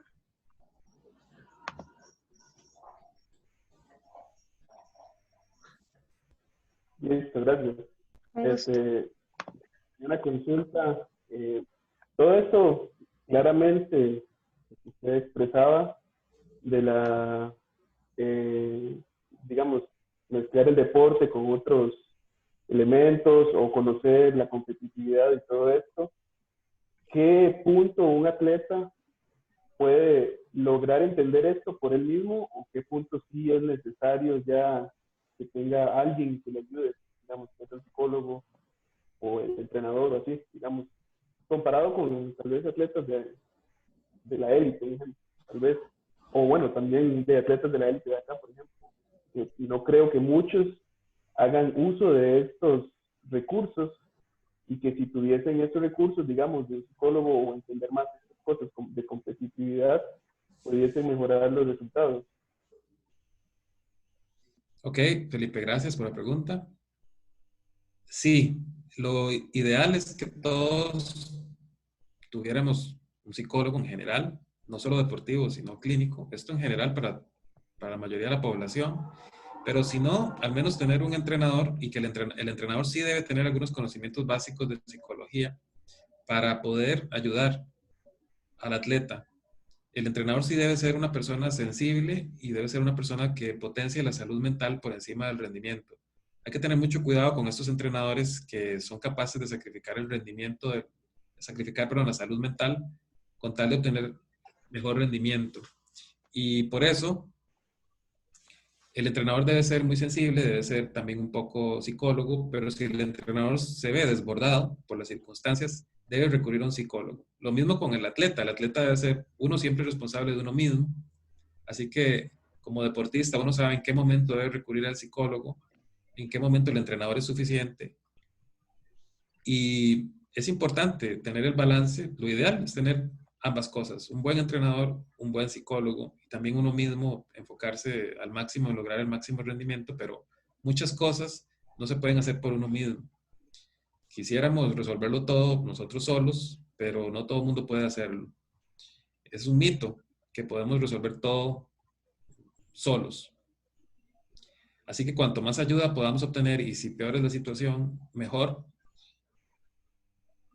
de una persona capacitada. En deporte, en ajedrez, sobre todo, con mayor razón. Gracias. Tenemos varias consultas en el chat. La primera es Carlos López, que pregunta cómo se puede trabajar con atletas que se hayan retirado por motivos de desmotivación y quieren volver a un alto rendimiento. Muy bien, Carlos. Como mencionaba, el retiro, ¿verdad? Yo pienso que personalmente creo que el retiro siempre hay que evaluarlo porque puede ser peligroso retirarse del ajedrez. Sobre todo si no tenemos otra actividad que nos compense. Y por eso mucha gente siente en algún momento de la vida como las ganas de volver al ajedrez, porque sienten que se retiraron, pero no lograron lo que querían. Tenían metas todavía que quedaron sin alcanzar. Yo creo que uno tiene que alcanzar las metas que uno tiene. Así que lo primero es buscarse uno dentro de uno mismo, qué metas tiene usted. Sea la meta que sea. Hay gente que quiere llegar a 2000 de Elo, hay gente que quiere ganarle al vecino, hay gente que quiere llegar a primeras, hay gente que quiere llegar a la selección, hay unos que quieren hacer norma, va subiendo o va bajando, no importa. Pero lo importante es tener una meta. Una vez que usted tiene la meta, eso lo motiva a usted a volver al ajedrez. Y se parte de que uno tiene que ir paso a paso, uno tiene que ir logrando metas. Hay gente que dice, ¿usted cree que yo pueda ser maestro FIDE? ¿Usted cree que yo pueda ser maestro internacional? No lo sé porque usted tiene 1900 o tiene 2000. Usted no puede hacer esa pregunta hasta que tenga 2200. Cuando tenga 2200, hablamos. Entonces hay que ir paso a paso.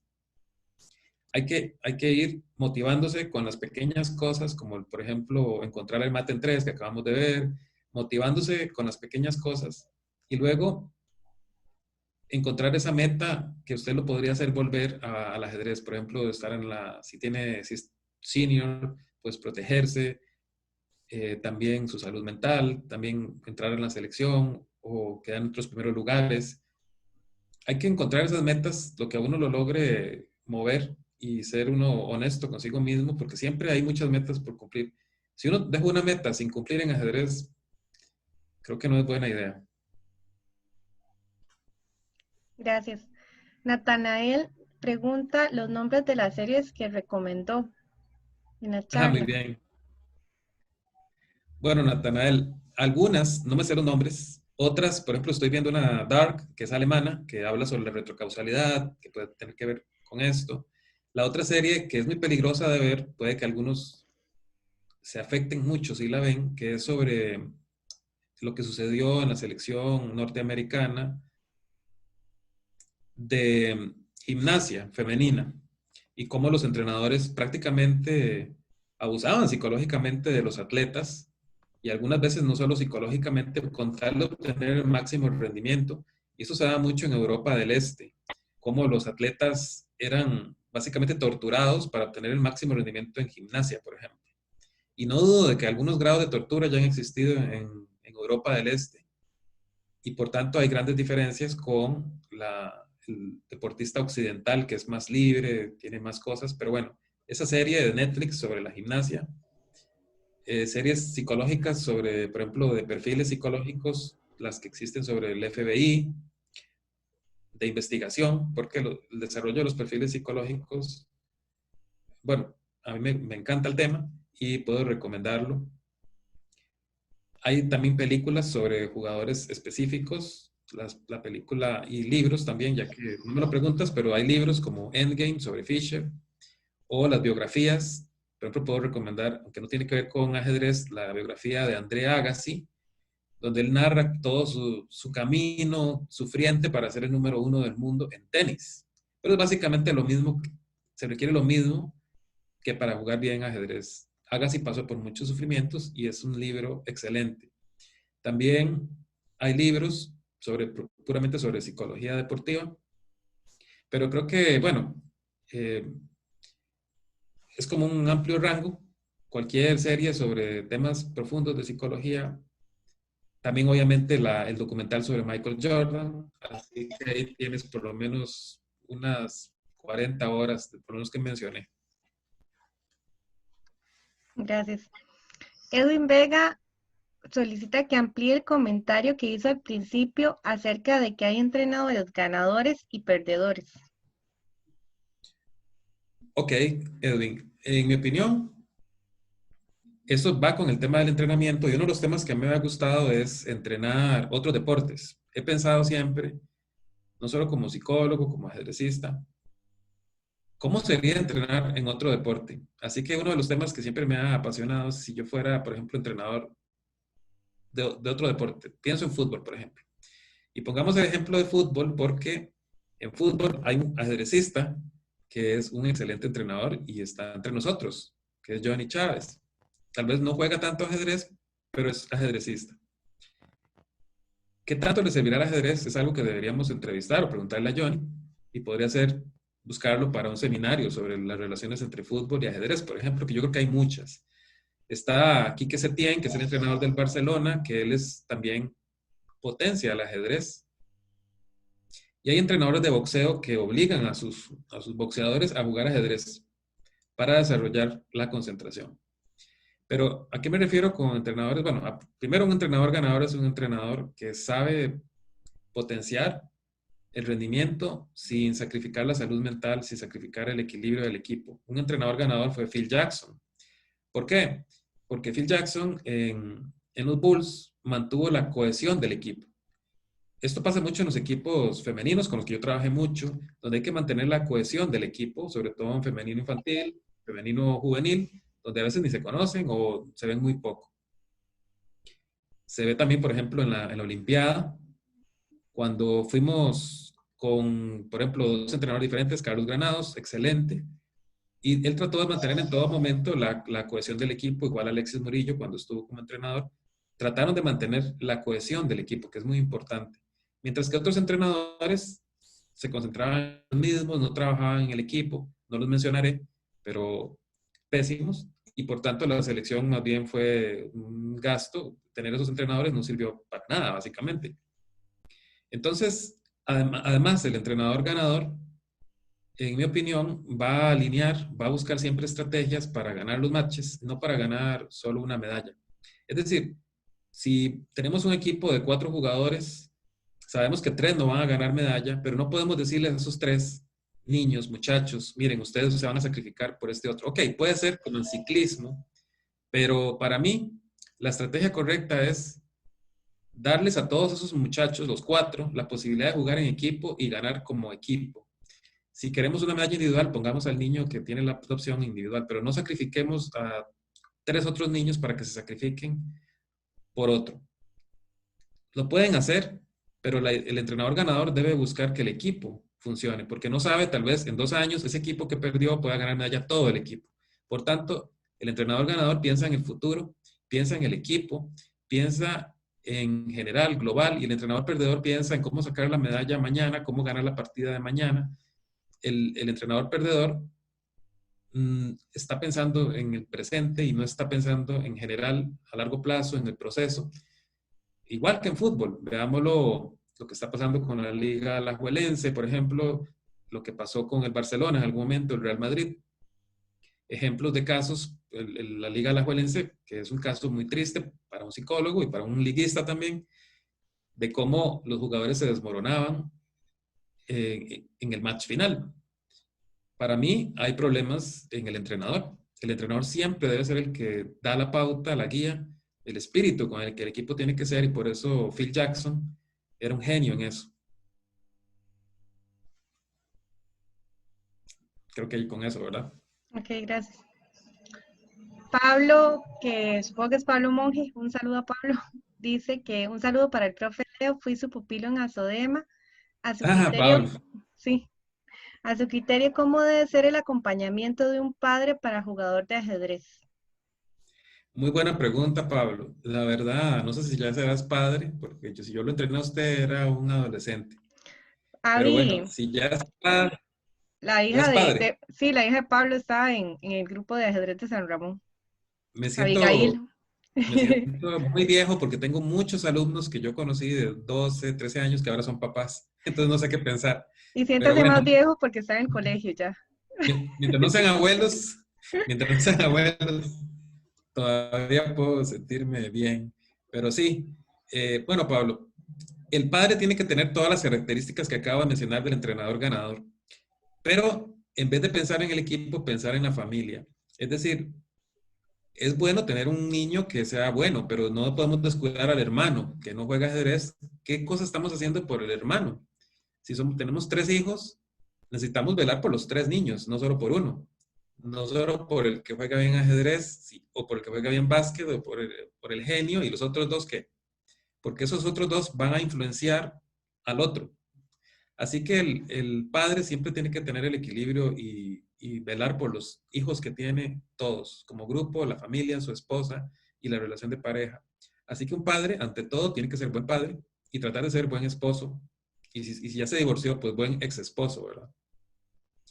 Así que en la situación de padres divorciados, también hay que tratar de mantener el equilibrio con la ex esposa, por más peleas que haya y por más abogados que se metan, si hay hijos. El padre también tiene que velar porque el niño tenga equilibrio, que disfrute del ajedrez y que esté motivado.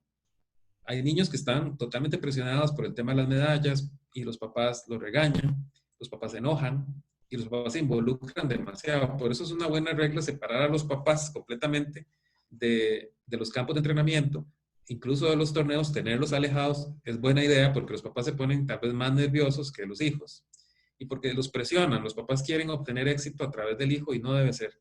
El hijo tiene que tener su propio éxito. El papá acompaña y puede estar orgulloso del éxito o del fracaso de su hijo, siempre y cuando el fracaso sea porque el fracaso siempre va a estar en ajedrez y en todos los deportes y en todas las actividades, pero un buen padre es el padre que va a apoyar a su hijo en todas las circunstancias. Ante todo, lo va a apoyar porque es su hijo, le vaya como le vaya, y va a potenciar, como acabo de decir, para reiterar, el buen funcionamiento de la familia, de todos los demás niños y también tratar de ser un buen entrenador, un buen psicólogo del niño, preguntarle si está motivado para jugar ajedrez, si le gusta, si realmente es algo que él disfruta, si de verdad o solo disfruta ganar o disfruta estudiar, porque no es lo mismo. Y lo ideal es que un niño disfrute estudiar ajedrez, no solo ganar. Y si va a llorar porque perdió, está bien, pero acompañarlo y decirle, bueno, entrenamos, hicimos lo que pudimos, vamos a seguir adelante. Esto solo es un paso más en un camino más largo que tenemos.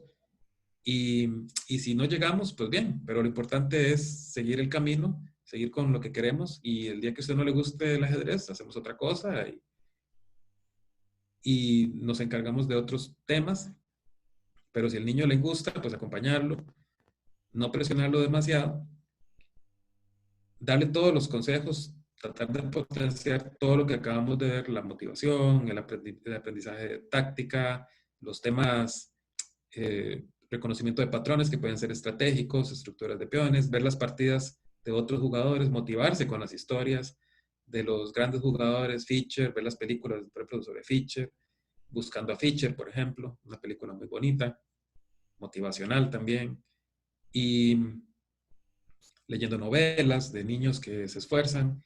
Pienso que por ahí hay mucho trabajo para hacer para un papá que esté, y por supuesto para el papá, cuando esté la partida, mejor vaya a tomarse un café, hable con un amigo y no vea la partida. Gracias. Kevin pregunta, ¿cómo es el proceso de romper barreras psicológicas? Recuerdo cuando Bernal hizo el título de Gran Maestro, él mencionaba que tuvo que romper la barrera psicológica de ver si se podía. He notado que en Costa Rica muchas personas cuentan con barreras de este tipo con respecto al progreso y lo que se puede lograr viniendo de un país menos desarrollado. Bien, ¿cómo se llamaba el que pregunta, perdón? Kevin. Kevin. Bueno, buena pregunta, Kevin. Hay barreras psicológicas para todo. Yo personalmente no soy gran maestro todavía, pero es una barrera para mí que aún no sé cómo responderte, cómo romperla, pero bueno, sí se tienen que romper las barreras psicológicas poco a poco, o sea, paso a paso, meta a meta, y encontrando siempre la motivación interna, no la externa, porque la motivación externa es frágil y es falsa. En cambio, la motivación interna es verdadera y es duradera. Entonces, primero, la barrera en sí no significa nada. La barrera en sí no tiene no tiene ninguna importancia. Lo que importa es que uno, a través de la barrera, a través del esfuerzo, logre algo útil para la vida. Por eso digo el equilibrio, la salud mental. Si estás esforzando por ser, no sé, maestro FIDE, va a destrozarle a uno la vida, entonces no sirve. Pero si la barrera tiene que ver ya con un aspecto puramente mental, de que no podemos alcanzarlo, obviamente, bueno, Bernal es un buen ejemplo de cosas que se pueden lograr. Bernal ha venido desde siempre abriendo camino a todos los demás porque se hizo MI antes que todos y nos permitió a los demás pensar, bueno, mira, sí podemos ser maestros internacionales. Algo que cuando yo estaba creciendo era imposible de pensar, totalmente imposible. Esa es una barrera mental. En Costa Rica tenemos muchas barreras. Kevin tiene razón. Hace poco creo que rompimos una en la Olimpiada al quedar por encima de otros equipos latinoamericanos, incluyendo Cuba, que es una barrera para nosotros. Pero yo pienso que el jugador tico todavía le tiene temor al cubano, al venezolano, al colombiano. Todavía hay demasiado respeto. Y yo pienso que Costa Rica, por ese lado, más bien los centroamericanos se están perdiendo el respeto a nosotros. Ellos se están rompiendo la barrera psicológica que somos nosotros. Y nosotros no nos encargamos de romper la barrera psicológica de Cuba y de los países europeos. Esto cuesta. El jugador no está normalmente pensando en romper barreras psicológicas. Están pensando como en ganar la partida de mañana, en qué tengo que hacer mañana. No están pensando grandes estrategias. Y esto me parece que es un problema. Pero estoy de acuerdo, hay que romper barreras psicológicas para Costa Rica. Por ejemplo, demostrar que lo de la Olimpiada no fue un accidente, que Costa Rica de verdad tenemos capacidad para jugar ajedrez, podemos vencer al resto de los países del área, de que Costa Rica tiene esa capacidad, pero hay que creerla y creer algo es difícil. Vuelvo al equipo de la Liga Alajuelense, la Liga Deportiva. No me queda claro que estos jugadores estuvieran convencidos de ser campeones, ni en el match contra Heredia, ni en el match que acaba de pasar contra Saprissa. Y esto es totalmente un error, si no de Karevich, que es el entrenador, del psicólogo, si es que tenían, o la psicóloga, que me parece, a juzgar por los resultados, no la tenían. Y la barrera psicológica solo se puede romper, creo, con ayuda de un profesional o alguien que sepa lo que está haciendo, específicamente dirigido para romper la barrera. Uno personalmente también puede hacerlo a nivel, digamos, en solitario, pero tratando de disfrutar más el camino, porque si no disfrutas ese camino, se te puede convertir en una barrera cada vez más grande. No sé. Gracias. Uh-huh. Carlos López pregunta, en los casos de los entrenadores que prefieren un alto desempeño que cuidar la salud mental como psicólogos, ¿cómo se puede convencer a los entrenadores? Bueno, convencer a un entrenador es muy difícil. A veces los entrenadores se basan en su forma de ser, incluso a veces convencer a un padre es muy difícil. Así que uno siempre tiene que ver de qué modo puede trabajar con la personalidad de la persona, de la situación general, de lo que uno tiene en el momento para poder buscar el resultado. Si el entrenador no está cumpliendo con su función, si es un entrenador que está pensando solo en el presente o está sacrificando a su hijo por dar la medalla a otro, por supuesto que uno tiene que intervenir como padre y hacerle entender al entrenador que piense en el futuro. Por supuesto que hay entrenadores que se basan en las medallas, al menos aquí en Costa Rica, o en las barreras psicológicas, como mencionaba Kevin. Los entrenadores no pueden basarse en esto ni decir, bueno, somos un cantón, que no tenemos proyección. Pensar así, y por eso vemos que cantones históricamente siguen fallando porque no tienen esa proyección y las medallas de oro se las llevan siempre los mismos. Eso es un tema psicológico completamente. Eso no tiene que ver con el entrenamiento, eso tiene que ver con los temas psicológicos. ¿Por qué hay cantones de las áreas limonenses que no ganan en ajedrez? ¿Por qué la zona sur se cayó completamente cuando antes era líder, mientras que San Ramón mantiene una historia buena de ajedrez porque la mantienen a lo largo de una narrativa útil, a partir de Bernal, de otros ejemplos de jugadores buenos de San Ramón, y mantienen la narrativa de triunfadores. La narrativa de triunfadores es lo que permite romper la barrera psicológica. Si el entrenador no entiende, pues bueno, cambia de entrenador, sería lo primero. O si no, como padre, tratar de ser el entrenador del niño, tratar de mantener el equilibrio y esperar a que el entrenador entienda. Seguramente con los malos resultados todos los entrenadores llegan a entender que están cometiendo errores. Gracias. Norvin Zamora pregunta, ¿el método autodidacta no funciona en el ajedrez? Bueno, Marvin, supongo que lo que te refieres con el método autodidacta es si podemos aprender por nosotros, nada más estudiando libros, estudiando... Y la realidad es que sí podemos aprender ahora solo con el uso de libros. Y aunque lo dejé al pasar, el tema de Caria King, ahora los nuevos temas de los grandes maestros niños, se ha demostrado que con el uso de las computadoras se potencia a una velocidad increíble lo que antes hacíamos con libros en la época de nosotros.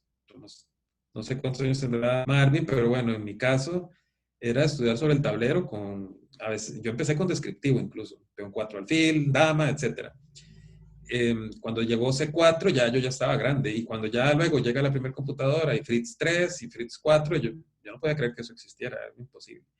Pero sí se puede ahora, hay videos, hay computadoras, hay tantísimo material para ver en internet, puedes revisar bases de datos. Entonces el método autodidacta funciona y funciona bien.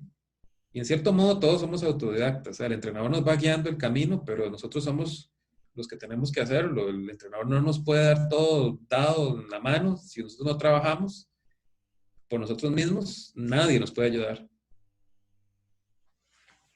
Gracias.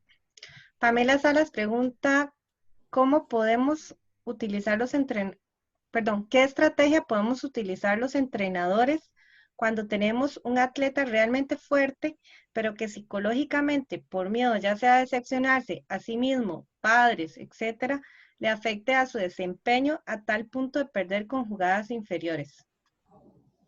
Bueno, Pamela, muy buena pregunta. Tiene que ver mucho con lo que hablamos hoy. Aquí lo que está sucediendo es que el niño o el joven ha perdido el equilibrio y está priorizando el rendimiento de su salud mental. O sea, aquí hubo un problema de que ustedes desequilibraron el centro siempre tiene que ser la salud mental. El niño cuando se ve presionado o forzado, empieza a jugar mal porque salió de su zona y salió de su concentración. Aquí se puede practicar, por ejemplo, mindfulness, que es muy útil.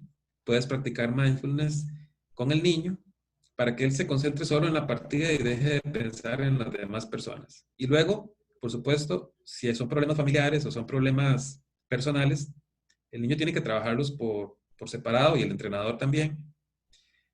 Ante todo, el entrenador tiene que quitar la presión en el resultado y concentrarse más en el camino, en el proceso.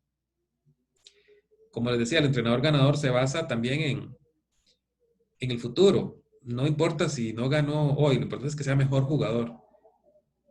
No es importante realmente si uno es gran maestro, es importante si uno juega como un gran maestro. Entonces, eso es lo importante, es cómo uno disfruta el ajedrez, cómo uno juega. Y tal vez este niño está pasando por problemas de salud mental, ha perdido el equilibrio, puede estar deprimido, puede estar demasiado presionado, y los niños empiezan a fallar una vez que empiezan a sentir la presión. A veces es interna la presión. Esto pasa en matemáticas, pasa en español, gente que dice que no puede aprender inglés. Todos son mentiras. Mentiras que la gente se dice para sentirse mejor y para rendirse. Pero bueno, rendirse no es una opción, no en psicología deportiva.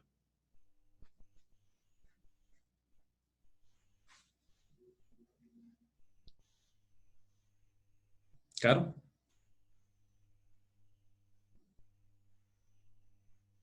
Perdón, tenía el micrófono apagado. Ah, ok.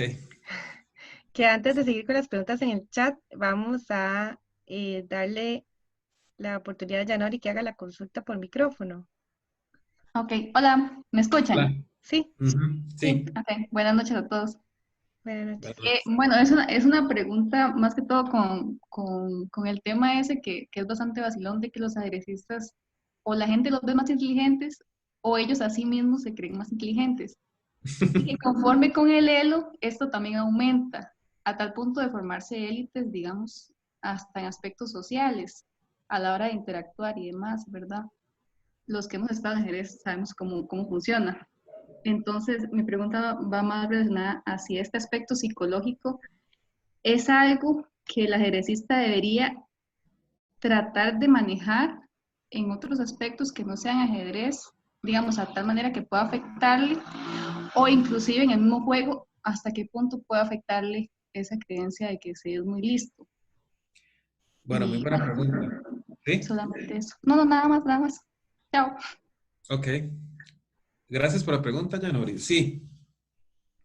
Bueno, primero, este estudio interesante sobre la inteligencia demuestra que sí, los ajedrecistas, cuanto mayor tienen elo, por ejemplo, Fischer, Kasparov, Carlsen, hay una gran probabilidad que cuando hagan el test de inteligencia de Binet salgan más altos que la población general.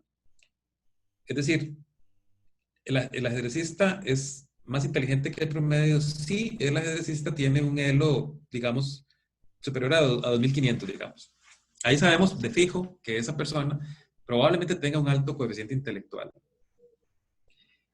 Y conforme más subamos en la escala de 2500, más probabilidad hay. No significa que es más inteligente, solo significa que hay más probabilidad de que tenga más coeficiente intelectual. O sea, lo que hay es una correlación, no es una relación causa-efecto. Es decir, sencillamente lo que dice es que la probabilidad es alta, igual que alfa cero. Alfa cero solo calcula probabilidades. La probabilidad de ganar, pues la probabilidad de encontrar un jugador, una persona inteligente entre los jugadores por arriba de 1700 es muy alta, 99%. Probablemente todos jugadores de más de 2700 son muy inteligentes también y podrían estar como está Nakamura en bienes raíces, como está este jugador inglés, un gran maestro muy famoso, el McShane, que está también en análisis financiero, o John Noon, doctor y un genio básicamente en matemática, ¿verdad? Y en composición. Sin contar Smyslov, que era músico, y Taimanos también. Entonces, por supuesto que los ajedrecistas ya muy talentosos van a ser talentosos en otras áreas también. También eso es la importancia de hacer otras cosas aparte del ajedrez para que la inteligencia no se ahogue solo en el ajedrez, como tal vez le pudo haber pasado a Fischer, o le pudo haber pasado a muchos jugadores que por estar concentrados solo en el ajedrez, y ahí sí estoy de acuerdo con Yanori, puedan perder la perspectiva del equilibrio, de hacer otras cosas, de explotar su inteligencia. La inteligencia, si no se trabaja, si solo haces ajedrez, no puedes saber si eres bueno en matemáticas, no puedes saber si eres bueno en idiomas o en análisis financiero. Ahora sería importante ser bueno en análisis financiero y en bienes raíces, no solo en ajedrez o en música. Entonces, sí. Ahora, otro tema que menciona Yanori, si los jugadores se creen muy listos, pero esto ya no es un tema de inteligencia, sino de narcisismo. Y sí, el narcisismo está presente en casi todos los jugadores buenos, como Fischer, lo estuvo presente, igual que Carlsen y Spassky. Spassky puede ser un ejemplo de un jugador que se creía muy bueno, pero eso le imposibilitaba entrenar. Y Carlsen tuvo esto hasta que Carlsen empezó a tener, tal vez probablemente en el match con Karyakin, se dio cuenta de que si seguía jugando de listo iba a perder el título de campeón mundial. Y entonces tuvo que empezar a estudiar ajedrez en serio. Sí lo había hecho antes, pero no en serio, no en serio para él. Así que el jugador que se crea muy listo probablemente en algún momento va a tocar con un límite y le puede afectar. También está la persona que ya por narcisista, que se crea muy listo, que no solo muy listo, sino muy bueno, más bueno que los demás, y en ajedrez encontramos ejemplos.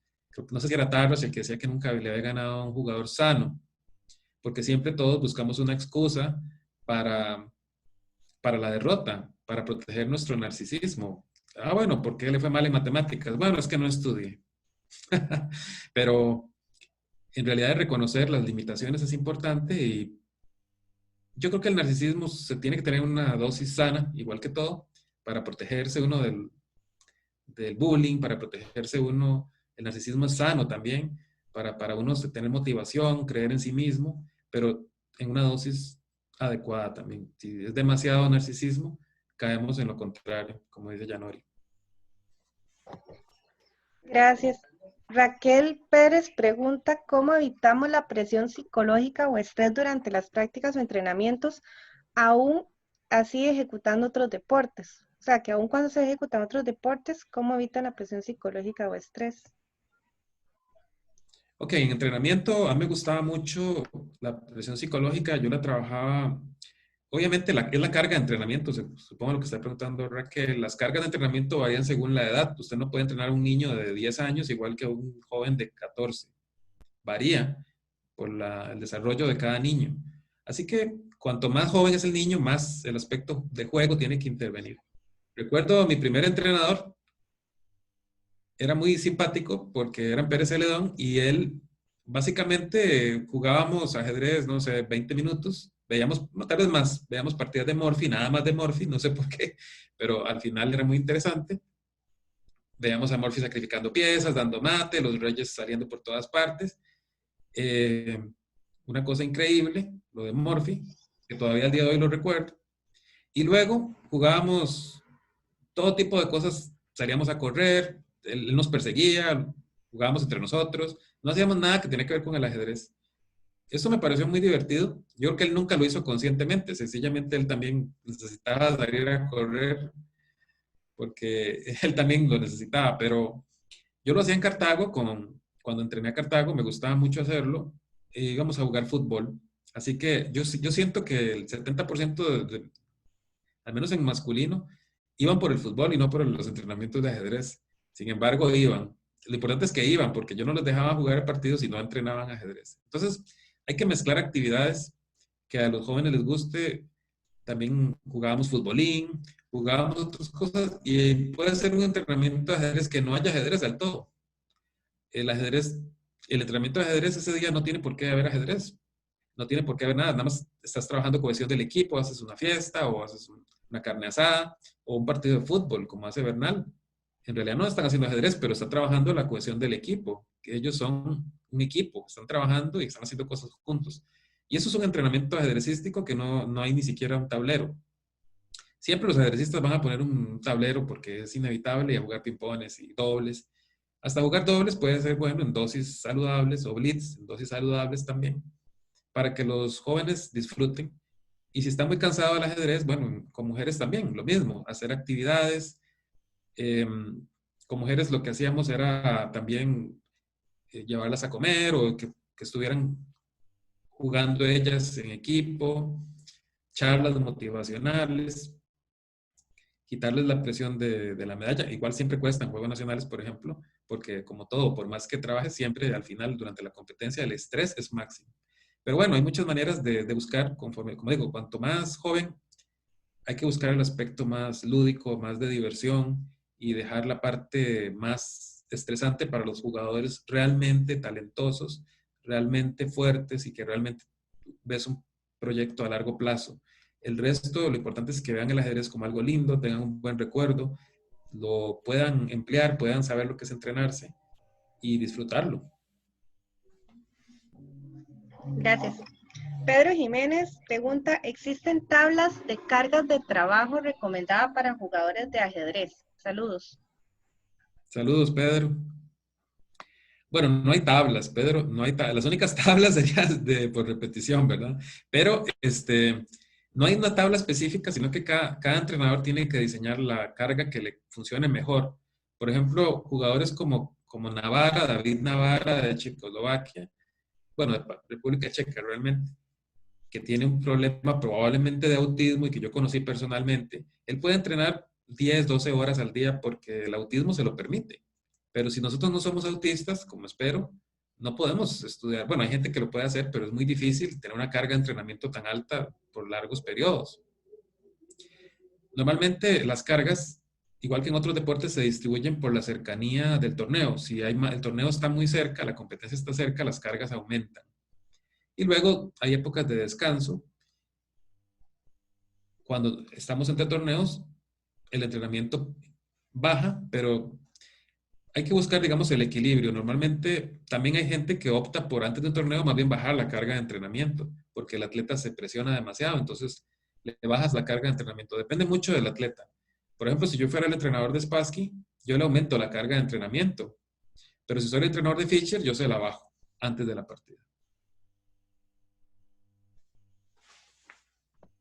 Gracias. Uh-huh. Vamos a ver. Tenía otra pregunta. Daniel Chávez pregunta, ¿cómo motivar a un niño después de perder? Sale llorando, pero quiere seguir jugando el torneo. No controla esa emoción y quiere seguir. Bueno, Daniel, si el niño quiere seguir después de perder, ya se ganó, digamos, la partida, porque lo importante es que él quiera seguir jugando ajedrez. Llorar es una emoción útil, es saludable. Llorar no tiene absolutamente nada de malo. Fischer lloraba después de las partidas también, cuando era niño. No tiene nada de malo. El problema es si llora consistentemente, ¿verdad? Pero llorar después de una partida, sobre todo si estaba ganando, o si fue una cosa absurda, pues tiene toda la razón. Cualquier niño que llore es normal, es saludable. Me preocuparé yo más por un niño que siempre esté callado, que no llore, que no diga nada. Esos son los niños que realmente me preocupan a mí, los que aparentemente no hacen nada, no llaman la atención, están ocultos entre la masa, nadie los detecta, porque nunca llamó la atención. Siempre dicen, mira, este niño nunca nadie se había fijado. Pero un niño que llora en dosis saludables está bien. Después de la partida le puedes decir, tranquilo, es normal, la partida la perdió. A cualquiera nos duele perder una partida, sobre todo si fue feo. Hay un mate en H7, algo así, a nadie le agrada, por supuesto. Entonces, bueno, acompañar al niño, nunca hacerlo sentir mal por llorar, como sería la lógica para cualquier niño que está llorando, siempre saber. Luego preguntarle qué es lo que más te dolió o qué es lo que más te afectó. Y como le digo, mientras el niño no esté llorando todos los días por algo, si ya después quiere ir a jugar, probablemente se le olvide lo que lloró y eso sería el punto ideal, que esté preparado para ir a jugar la siguiente partida. Gracias. Cristel Jiménez pregunta, ¿de qué manera se puede cambiar o mejorar el modo de juego de pasivo a agresivo? Ok, Cristel. Bueno, el estilo de juego tiene que ver con la personalidad. Eso no lo mencioné porque no quería que la charla tuviera que ver demasiado con... Bueno, se puede extender, pero si juegas muy pasivo tendrías que ver si tienes barreras psicológicas que te están afectando en esa partida o tu atleta tiene barreras psicológicas que pueden afectarle y hay que trabajarlas. Primero, vencer las barreras psicológicas sobre la actividad, sacrificio de piezas. Y se puede estudiar partidas de jugadores modelo que ya sabemos que son activos. Para empezar, Alfa Cero. Alfa Cero es el que estudia Carson, pero es muy avanzado. Pero podemos empezar a estudiar jugadores activos como Tal, Geller, Elmo Chirov, Alexei Chirov más recientemente, o para que te suene a alguien más familiar, Maxime Bacher-Lagrave, jugadores que tienen un estilo activo, que siempre están al ataque, que sacrifican piezas, y también puede ser cambiar un poco el repertorio, si juegas siempre, no sé, la cerrada, la cerrada es bonita, pero no vas a jugar toda la vida la cerrada, siciliana cerrada, con blancas, puedes jugar de vez en cuando abierto y aprender a jugar abierto también, que es otra cosa que a mí no me gusta que los atletas se cierren mucho en un repertorio seguro y no exploren otras cosas también. Gracias. Y finalmente, Carlos López pregunta, en el caso que menciona que es bueno realizar otro tipo de actividades para disminuir la carga de entrenamiento, ¿se podría aplicar técnicas outdoor training o indoor training? Bueno, no sé a lo que te refieres con técnicas outdoor, indoor, pero me imagino que tiene que ver con la línea de lo que veníamos hablando de, por ejemplo, yo creo que uno puede entrenar ajedrez y a la vez otro deporte, porque eso ayuda a bajar la carga, el estrés, puede ser, como decía, fútbol, tenis, natación, o si no, una actividad puramente de juego, como mencionaba el futbolín o cosas similares, dominó, cualquier otra cosa que pueda hacer, hasta póker. Y hay muchos ajedrecistas que juegan póker nada más para relajarse, no es que quieran entrar al casino, pero hay otros que terminan y se dedican al póker de manera profesional, como ha sucedido, por lo que habíamos hablado de las inteligencias transferibles. Pero Puedes hacer esto y también indoor, que me imagino que es sin sacar a los niños o a los jóvenes. Puedes practicar, hay varias técnicas muy interesantes. Una es la visualización, que usan mucho los psicólogos deportivos, cómo imaginar situaciones de competencia o cómo buscar situaciones diferentes para relajarse. La meditación y la relajación física, la respiración adecuada, técnicas de respiración. La meditación es muy interesante, la meditación de todo tipo. El mindfulness, concentrarse en las cosas buenas y mejorar la resiliencia. Todas esas cosas pueden ayudar a potenciar el entrenamiento y a disminuir el estrés. Muchísimas gracias. Ya no tenemos más preguntas. Entonces, agradecerle a Leonardo por su tiempo. El tema estuvo muy interesante. De hecho, surgieron bastantes preguntas.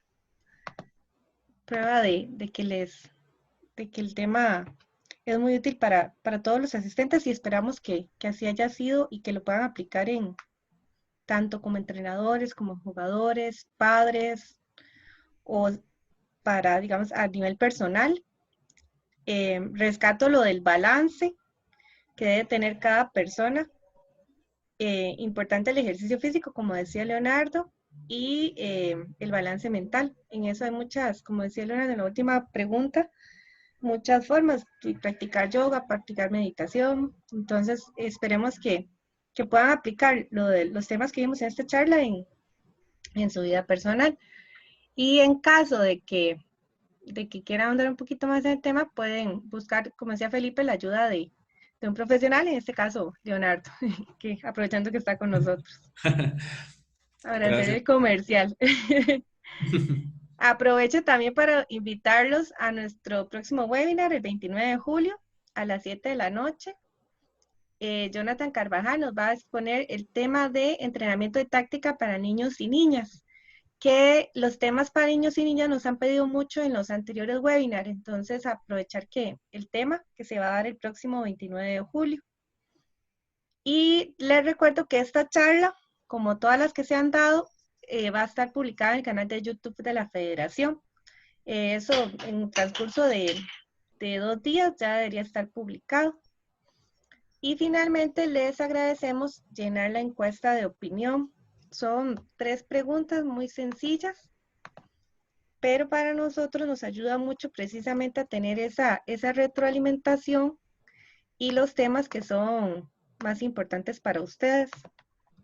Se los voy a poner en el chat para que nos hagan el favor de llenarla. Ok.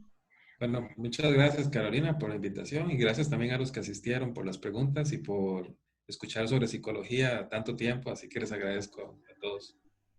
Muchísimas gracias nuevamente por el tiempo.